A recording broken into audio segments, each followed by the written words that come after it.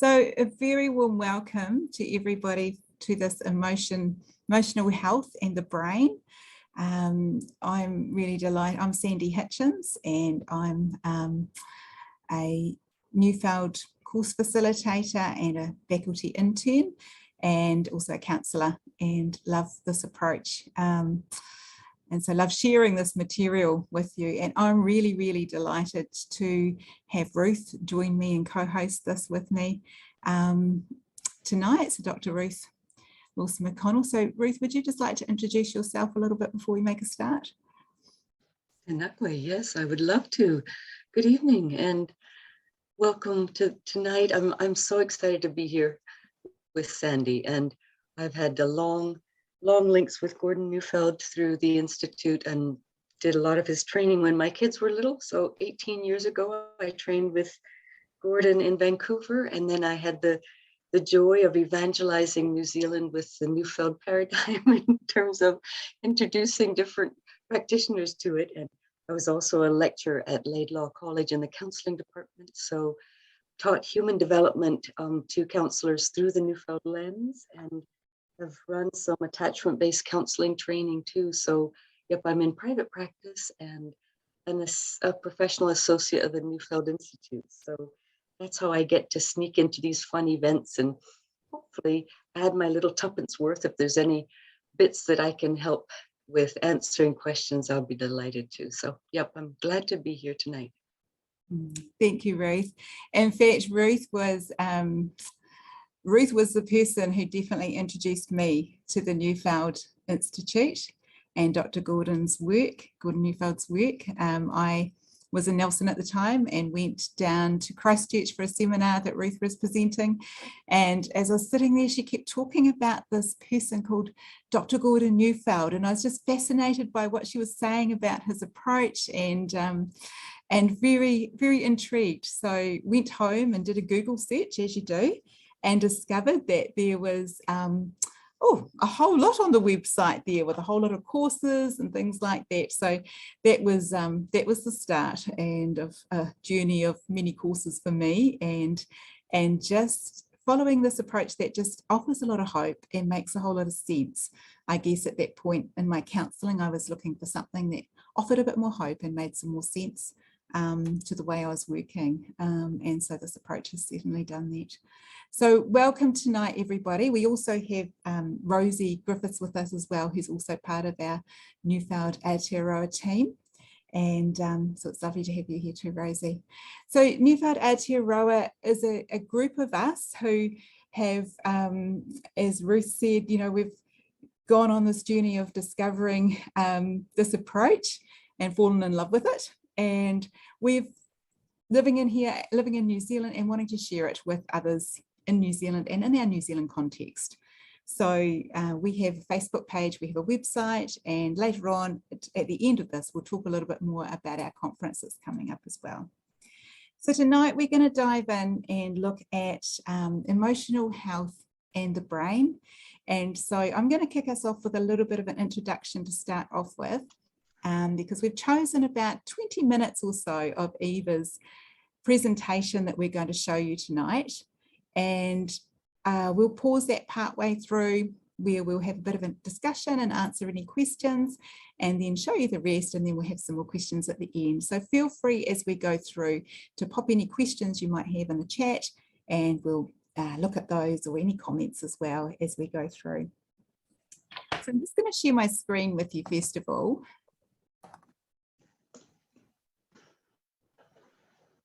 Just with a few things as we get going with this. Sorry. So as we're just going to give you a little bit of a summary of and leading into what Eva's going to be talking about on her in her seminar. And what we've got here is we're talking about how can we help our children to flourish and to thrive. How can we help them to develop and mature? And we're looking at what's happening in their brain. Dr. Neufeld talks a lot about how we can help our children to reach their, or all of us really, to reach our human potential. And this is his pyramid of human potential, and it's what is needed for that realization of human potential. And we might think there's a whole lot of things that are needed. We might think there's a whole lot of behavior strategies. We might think there's a whole lot of things that our children need to learn or need to be able to do in order to be able to reach their potential. But these are the things that he brings it down to. He's talking about right relationships, soft hearts, and that's another way of saying feeling. So being able to actually feel their feelings or feel their emotion rather than just emotion moving them or being moved by the emotion, but actually being able to consciously feel that as well. And rest. And here we're not just talking about the rest that we have at night time, the sleep, but we're also talking about the psychological rest or the emotional rest as well. The rest where they know that they're in that right relationship and they know that they are in a place where they can, where they don't need to strive for that connection or that dependency, where they know that, I'm not in that heightened state anymore. I don't need to be alarmed. My adults in my world have got me. And then play. And when we have the luxury for all of that play and learning as well, but the play that can just take place, that can take care of all the emotions.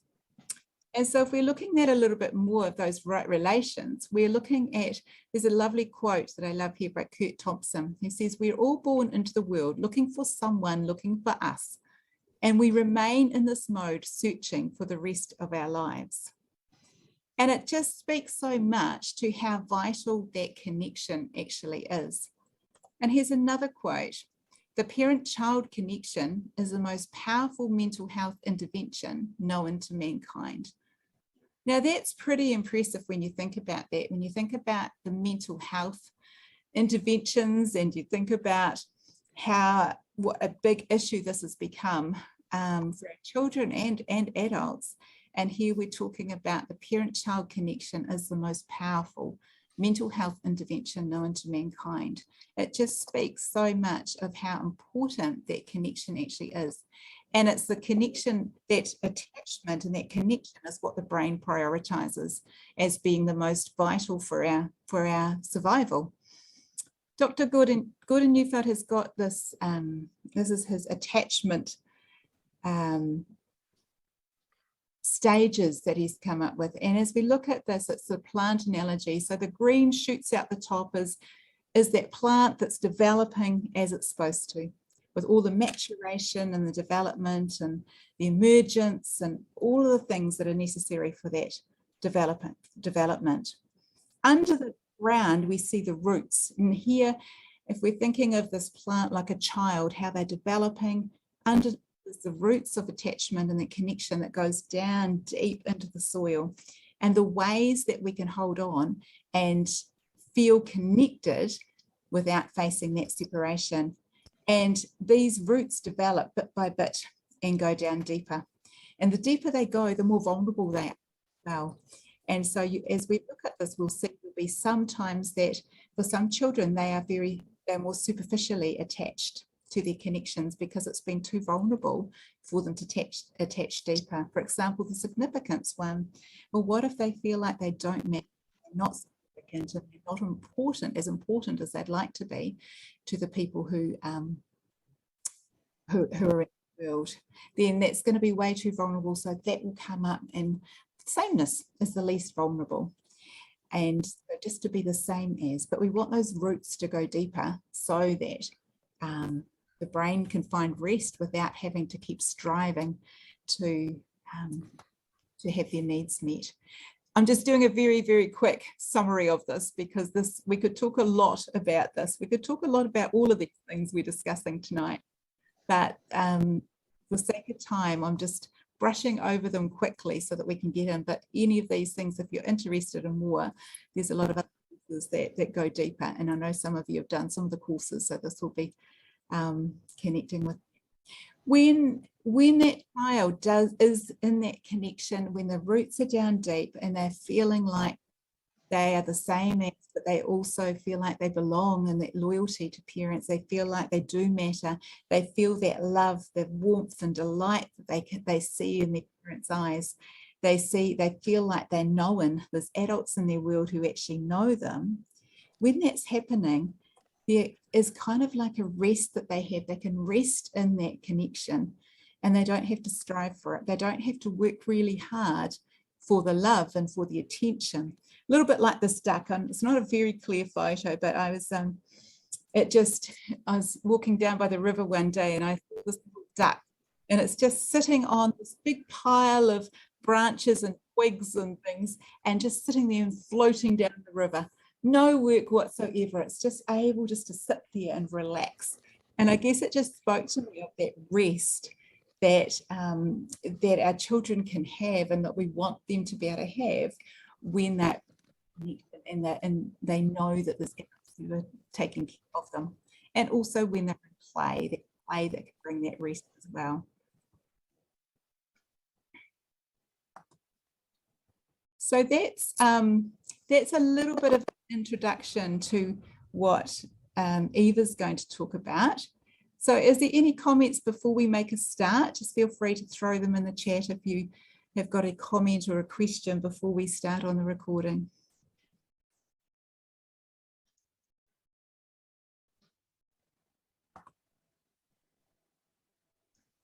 No, it's all looking quiet. Okay, well, we shall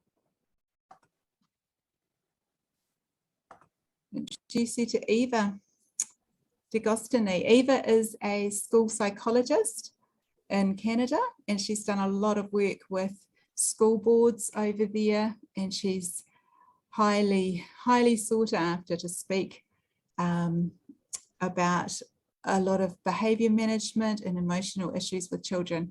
She's also a faculty member of the Neufeld Institute. So I shall leave you in her capable hands, and we'll see her now. Let's see. Dr. Neufeld tells us rest results from, from being able to be safely attached.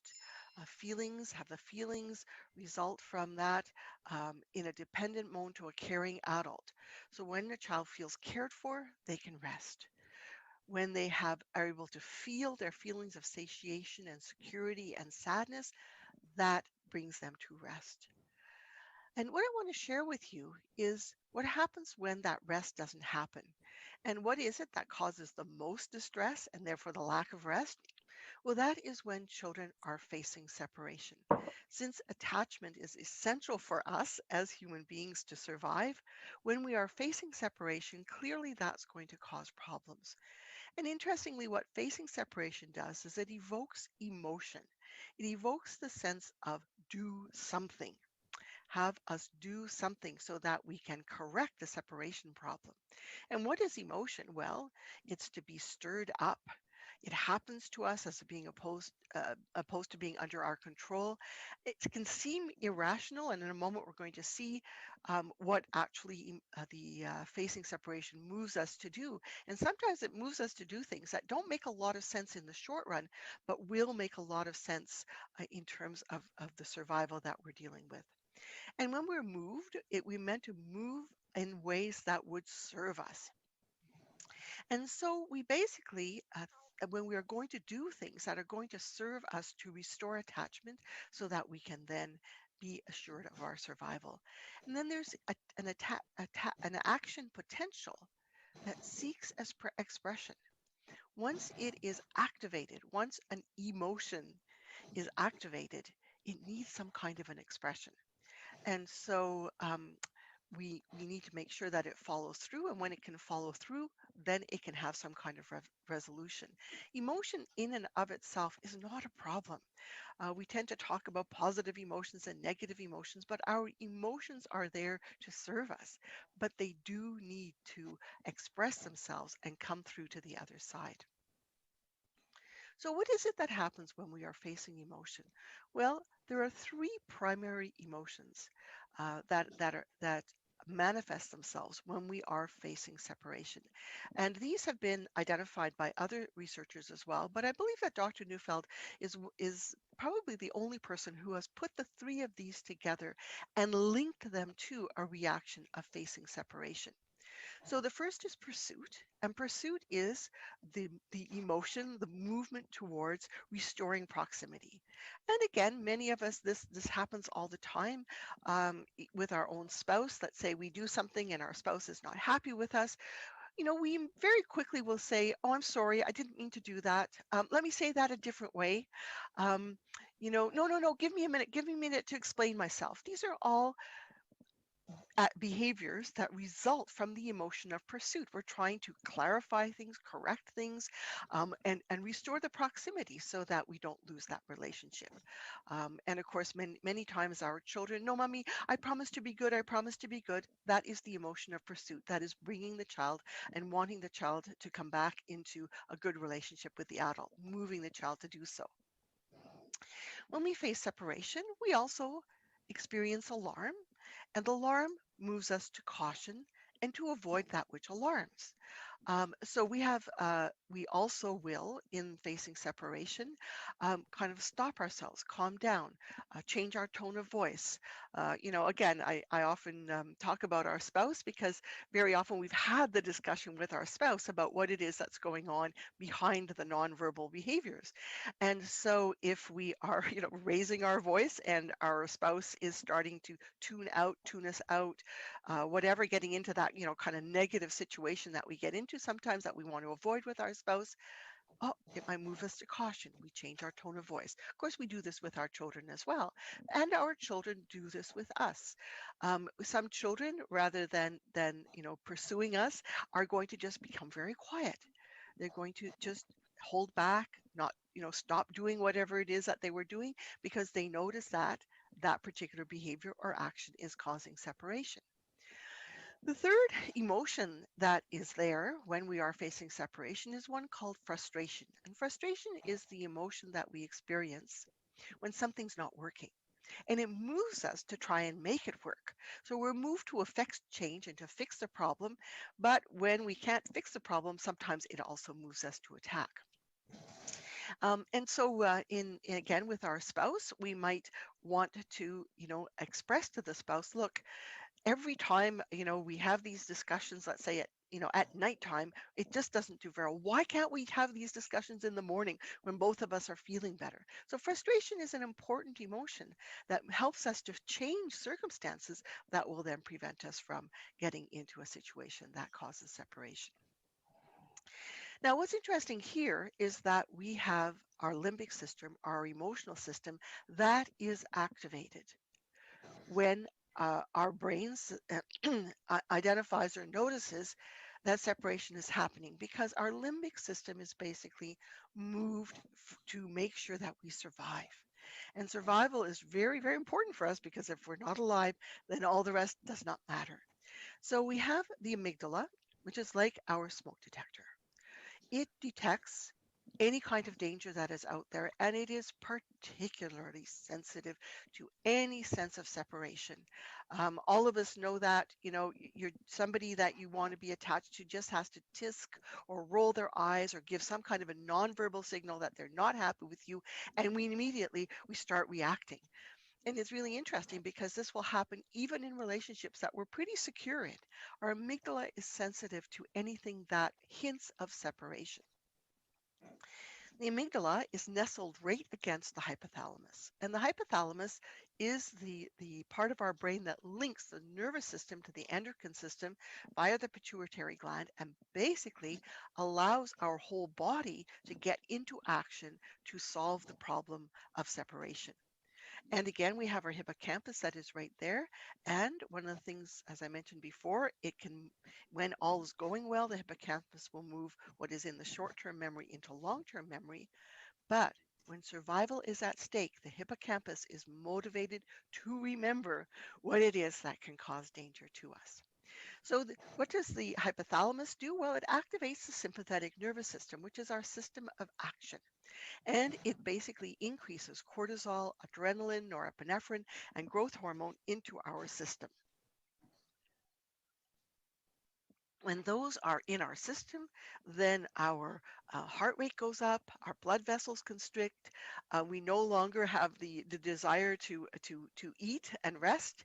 We want to do something.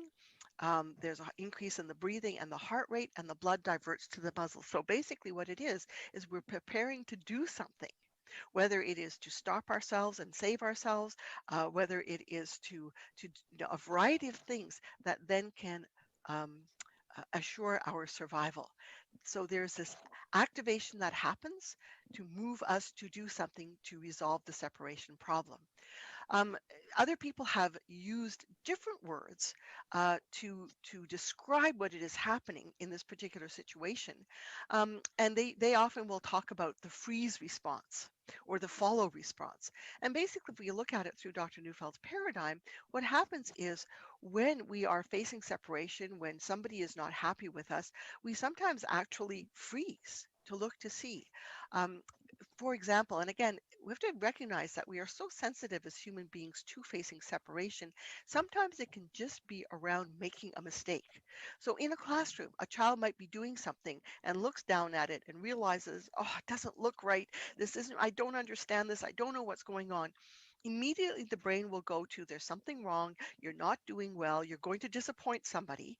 And the child can immediately start the activation about facing separation is going to start, but often they will freeze. And those of you that are teachers usually notice this quite, again, quite non-verbally. You see the child sort of freezing, doesn't know what to do. And very often you'll pick up on those nonverbal cues, come back, help the child, and the child looks to see, is there somebody that will help me? Of course, it would be lovely if the child put up their hand and said, can I have some help? And many of them do. And so that basically is the response to, I don't know what to do. Can somebody help me? And they can. When you're facing separation, sometimes you just want to hide, okay? And some of our children, especially again, I remember in schools, there were some children that would get just get really upset, and they would run out of the classroom or run into the corner of the classroom and hide. And by the way, often people call this response the fight or flight response, but it isn't. The first thing that happens is flight. We want to get away from danger. We want to save ourselves. We want to hide so that the danger can't find us. And so that is the alarm mode kicking in. We're moved to caution and flight. Um, but if we can't flee, if we can't hide, then we will try and do something to change. And sometimes the fight response is evoked when we just feel that it's too much for us. Leave me alone. I can't do this. And so then we go into fight. But again, these are all related to facing separation, and they're all part of the emotional response that we have. And they're perfectly normal and natural responses to something that is overwhelming to us as human beings. What's very interesting is that when we look at what happens to a brain that is very highly activated by emotion, when there is so much going on, when there's too much separation going on, what the research now is showing to us that a brain that is so highly activated with that kind of emotion, actually the growth of the brain is affected. So Edmondson and her crew basically looked at the childhood trauma questionnaire with a bunch of adolescents. And they basically were looking for those adolescents that had experienced physical abuse, physical or emotional neglect. And then they looked at the development of their brain. And what they found out is compared to those teens that had not experienced those things, that there was a decrease in the volume of the prefrontal cortex. Prefrontal cortex is a complex part of our brain. With males, it was around impulse control, and with females, it was around emotional regulation. And where is that prefrontal cortex? So it's in that front part of our brain. It's the last part of the brain. It's the part of the brain that actually takes well into the mid 20s to fully develop. And actually, it's a part of our brain that doesn't kick in until 5 to 7 years old. And again, there's a whole lot of when we start looking at preschoolers, and I won't have time to get into that today, but if we don't understand that that prefrontal cortex isn't even kicking in until 5 to 7 years old and takes all the way until the mid 20s or even the late 20s to fully develop, we really truly do not understand why so many of our children struggle, because that part of the brain is essential. It's essential for us to be able to have conflicting thoughts and conflicting feelings on the one hand. On the other hand, that ability to have on the one hand, on the other hand, is located in the prefrontal cortex. And if the prefrontal cortex is developing well by 5 to 7 years old, a child should be able to have some ability to say, part of me feels this way and part of me feels that way. The prefrontal cortex is linked to what is commonly called the executive functions. So the executive functions allow us to suppress our impulses, to temper ourselves. It doesn't mean, for example, that a child is, if the child is getting really, really frustrated and is moved to attack, that the child isn't going to do some kind of attack. But by the time you're 5, 7, 8, 9 years old, you might use your words. You, instead of hitting somebody, you might swear at them. Or you might use a word, you might get really angry with them, raise your voice with them. But at least you're able to temper the full measure of what it is that you actually feel like doing. The prefrontal cortex allows for response flexibility. You're able to actually access the different kinds of things that you can do in a particular circumstance. Prefrontal cortex allows us to delay gratification, allows us to manage time, allows us to do work, which is doing things that we don't enjoy. And so therefore this tempering element is absolutely essential. This ability to apply what we know is essential, and it allows for this integrative functioning, which allows us to see more than one part of a problem at the same time. This part of our brain is essential. It's essential for us in terms of getting along with other people. It's essential for us in terms of managing our behavior. It is essential for us in terms of managing our attention. And of course, it's essential for us in terms of the kinds of thinking that we want to do in schools, like analytical thinking and problem solving. But what we find with these teens who have experienced abuse and neglect is that that part of the brain is not developing as it should. So many of these children actually end up getting into a lot of trouble because they are not able to slow themselves down, stop themselves from doing and saying things that cause problem. But as we know, when you are living in a home in which sadly there is physical abuse or emotional or physical neglect, where you do not feel that you're being cared for, the brain is not developing as it should. There's another part of our brain that is also not developing as it should, and Jakowski and Seal noted this, and that is the corpus callosum. So they noticed that children who experience stressful situations, post-traumatic stress disorder, which is one of the disorder that can be diagnosed if you've experienced a trauma, but we now know that for many children, it's not just one traumatic situation that causes the trauma, but more what we call complex trauma or relational trauma. And what they have found is a reduced volume in the corpus callosum. Now, what is the corpus callosum? Well, the corpus callosum is again in the middle part of our brain, and it is the part of our brain that allows for the communication between the left and the right hemispheres of the brain. And so it transfers the motor and sensory and cognitive information between the brain hemispheres and allows us to integrate information. So this is one of the things that I've just more recently run across. It's in a wonderful book called The Master and His Emissary, The Divided Brain. And by the way, I will be providing, along with the handout that has my slides on it, a one-page document with some of the references that I'm quoting here. And so you can find these references for yourself and read them if you want. But this book of Dr. McGilchrist is very, very interesting. He also has a National Public Radio interview, which I've referenced as well, which about an hour discussion of some of the things that I'm going to share with you today, which are very, very interesting. Now, one of the things that he did was he pulled together all of the research, and there has been much, much research prior to our ability to look at the brain through imaging, and after we've been able to look at the brain through imaging. And he pulled that together and he said, okay, what does this mean? Now, he called his book The Master and His Emissary, The Divided Brain, because our brain is actually divided. And one of the conclusions that he came to looking at all of this information is that there is one part of our brain that is actually the master brain. And one part of our brain that is actually the emissary, which is the part of our brain that goes out and gives information and gets information, but it is actually one part of our brain that consolidates that information. And as we know, there's a left hemisphere and a right hemisphere.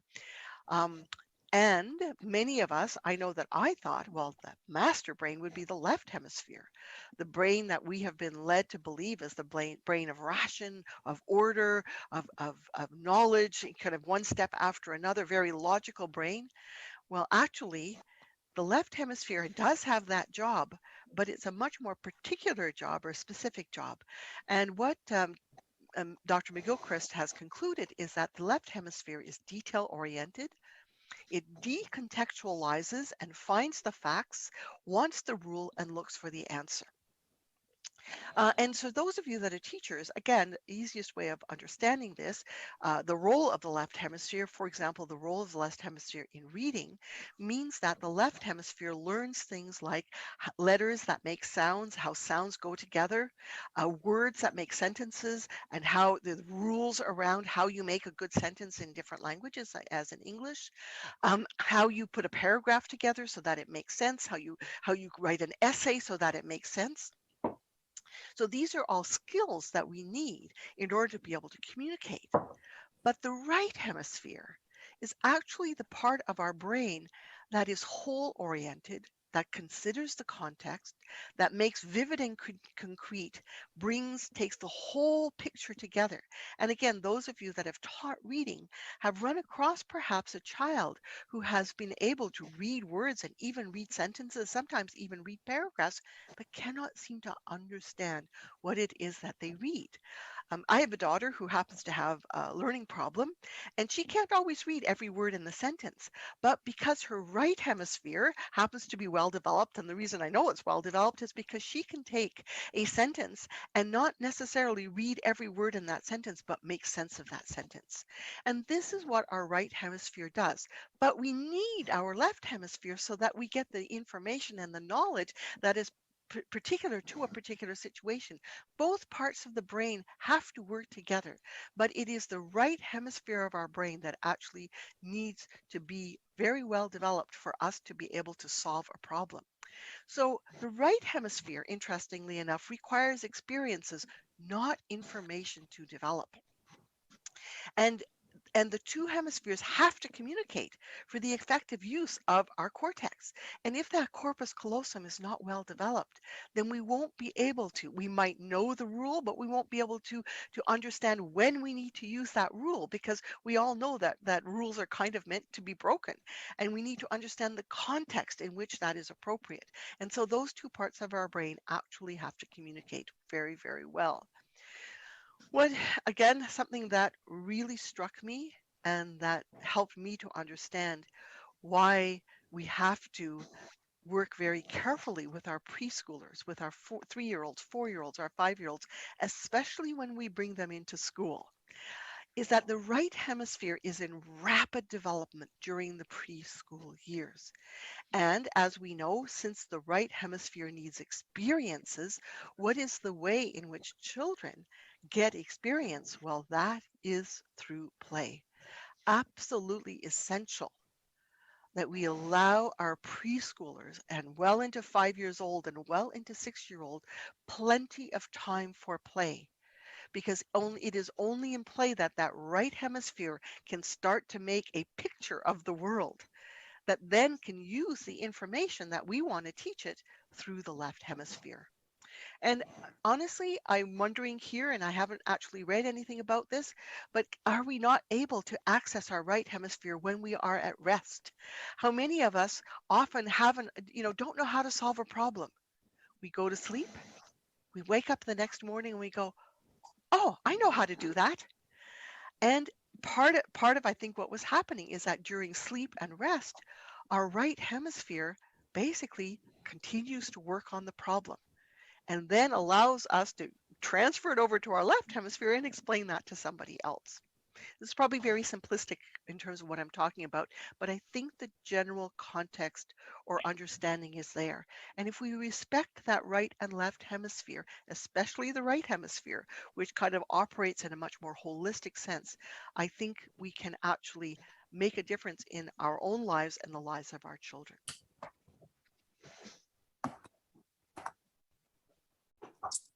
Oh, so much in that, hey.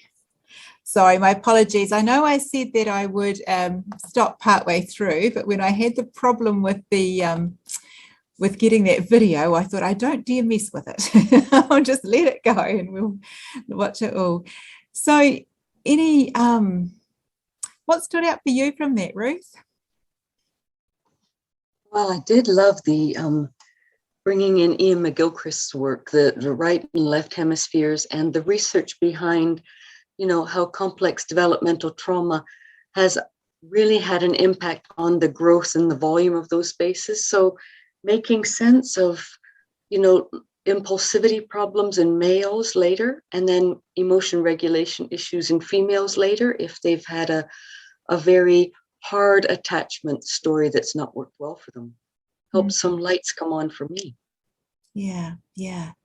And just the complexity, hey, of the development and so much of the impact that can happen when things aren't working how they're supposed to. Yeah. I was thinking too about those primal emotions and just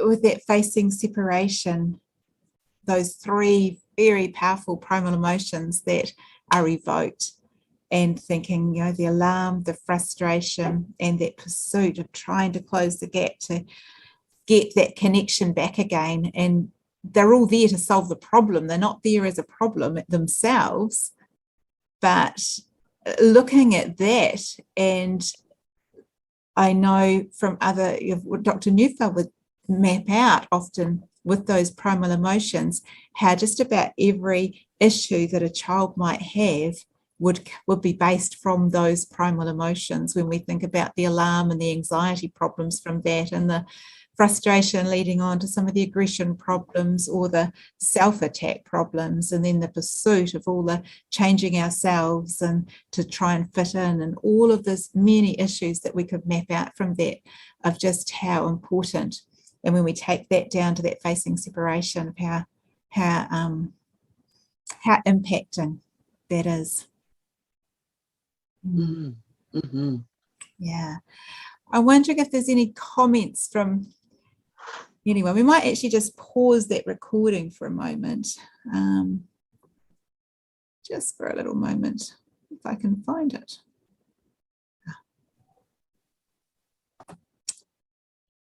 And just, I guess, as Eva was saying at the end of her presentation there, she was talking about some of the issues that can happen in the brain development. But then at the end, she was talking about the rest, bringing it back down to the brain at rest, and just what Ruth was saying too. And also the question of, or the thought there of play. And if we bring it right down to what our brains need, when we're looking at what we started, you know, when we're in that little introduction, talking about that connection and play. And if we can go back to basics, often when we're talking about mental health and emotional health, we're thinking we need a lot of big interventions, but actually often we need to bring it back down to the natural interventions that are the powerful interventions, and the ones that are actually going to help build our brain. When we're talking about our brain focusing and prioritizing that attachment and connection, it makes sense that we need to look at how we can get this child connected deeply to the adults and how they can feel that connection. Because so often there's a lot of, it looks like, you know, the parents are doing so hard, working so hard and doing everything absolutely right. It's not a fault of the parent. Sometimes that child just isn't able to feel that feeling, feel that attachment and that connection, which means that they won't be able to feel full from that either.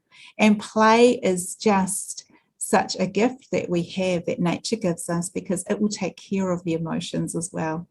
And sometimes we go through play to get to that good relationship so that they can feel those feelings, so then that they can feel full from the attachments as well.